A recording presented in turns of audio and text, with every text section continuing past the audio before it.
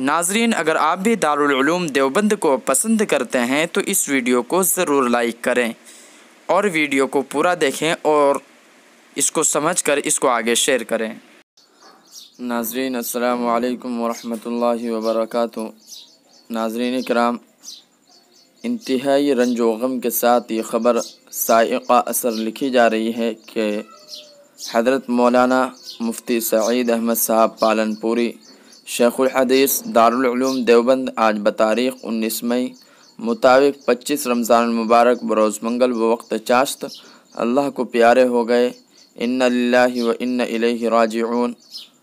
جیسا کہ آپ لوگوں کو میں نے کل ہی رات ہی ایک خبر دی تھی کہ حضرت بہت ہی بیمار ہیں، ان کے لیے دعا کیجیے، لیکن آج ان کا وقت پورا ہوا اور وہ اللہ کو پیارے ہو گئے۔